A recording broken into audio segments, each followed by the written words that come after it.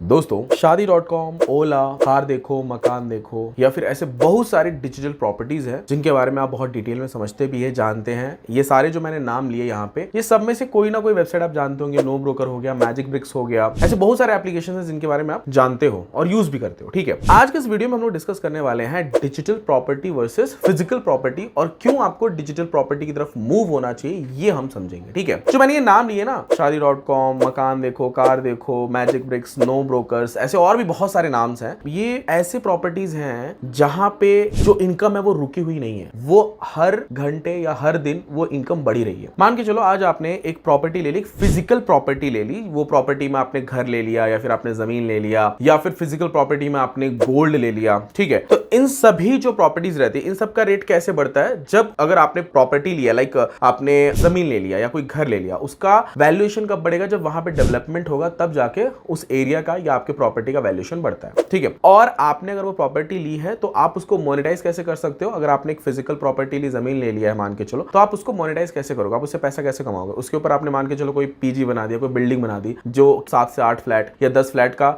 या 10 रूम आपने रेंट पे दे दिया, तो वहां से आपको एक पैसिव इनकम आने लगता है। ठीक है, उसको मोनेटाइज करने का एक वही तरीका है। बहुत लोग बिल्डिंग बना के ऊपर बैनर वगैरह का भी ऐड चला देते हैं जिससे मंथली कुछ इनकम आ जाता है। बहुत लोग बिल्डिंग के नीचे एक एटीएम वगैरह डाल देते हैं, किराना का शॉप डाल दिया जिससे उनका एक्स्ट्रा इनकम आने लगता है। तो आप ये 3-4 वेरिएंट है जिससे फिजिकल प्रॉपर्टी को आप मोनेटाइज कर सकते हो। लेकिन अगर मैं बात करूं डिजिटल प्रॉपर्टी में इन्वेस्टमेंट के बाद के मोनेटाइजेशन पार्ट की, तो बहुत सारे होते हैं। ठीक है, सबसे पहले तो जो इन्वेस्टमेंट आप फिजिकल प्रॉपर्टी में कर रहे हो, उससे कम लागत में आप डिजिटल प्रॉपर्टी को बना सकते हो। ठीक है, एग्जांपल के तौर पे आपने, अगर आप एक ऐप बना रहे हो और आप वो जब वहां पे आप फिजिकल प्रॉपर्टी में इन्वेस्ट करने जा रहे थे, वो आपने डिजिटल प्रॉपर्टी यानी कि एक ऐप में इन्वेस्टमेंट कर दिया। ठीक है, ऐप में इन्वेस्टमेंट करने के बाद अगर आपका आइडिया सही है, जैसे कि आप जब प्रॉपर्टी लेते हो ना, जब कोई जमीन लेते हो, तो आप देखते हो ना, कहीं ऐसा तो नहीं आप जंगल में जाके ले रहे हो जिसकी वैल्यूएशन कभी नहीं बढ़ेगी, जो फ्लॉप हो जाएगा या जितने में आपने खरीदा था उतने में ही हो जाएगा। आप जब भी जमीन लोगे या प्रॉपर्टी लोगे फिजिकल, तो आप देखोगे कि भाई ये अच्छे एरिया पे हो, ताकि मैं यहाँ पे डेवलपमेंट फास्ट हो, मैं यहाँ पे अगर बिल्डिंग बनाऊं तो यहाँ पे लोग भी आए। वैसे ही आपको डिजिटल प्रॉपर्टी में भी देखना है कि आप किस कैटेगरी के एप्लीकेशन को चूज कर रहे हो। अगर आपने एक अच्छे कैटेगरी के एप्लीकेशन को चूज किया और आपने सही जगह पे इन्वेस्टमेंट किया, तो आपके एप्लीकेशन पे आप बहुत तरीके की मोनेटाइजेशन मॉडल को इंप्लीमेंट करा सकते हो। एग्जांपल के तौर पे वहां पे डायरेक्टली आपने जो भी ऐप बनाया, कंटेंट को डायरेक्टली सेल कर सकते हो, प्रोडक्ट को डायरेक्टली सेल कर सकते हो। ये मतलब डायरेक्ट सेलिंग वाला पार्ट जो रहता है, कैश फ्री के थ्रू या कोई पेमेंट गेटवे इंप्लीमेंट करा के आप उस अच्छा खासा अर्निंग कर सकते हो।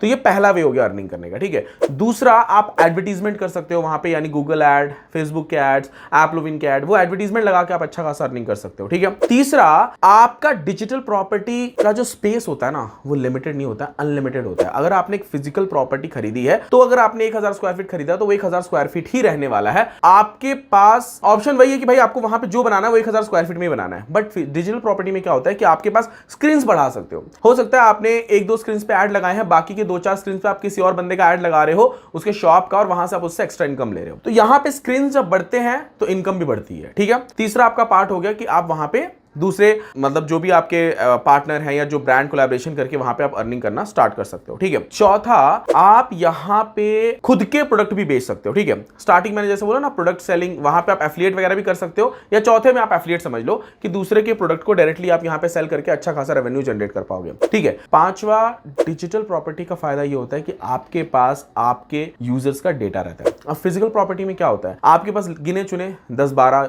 आपके डेली के कस्टमर्स होंगे, वो आपके जो रेंट पे रह रहे हैं वो हो सकते हैं, या फिर आपने किराना शॉप खोला तो वो 50-100 कस्टमर आपके हो सकते हैं। लेकिन डिजिटल प्रॉपर्टी पे आपके बहुत सारे यूजर्स, आपके बहुत सारे कस्टमर्स होते हैं जिनका डेटा आपके पास होता है।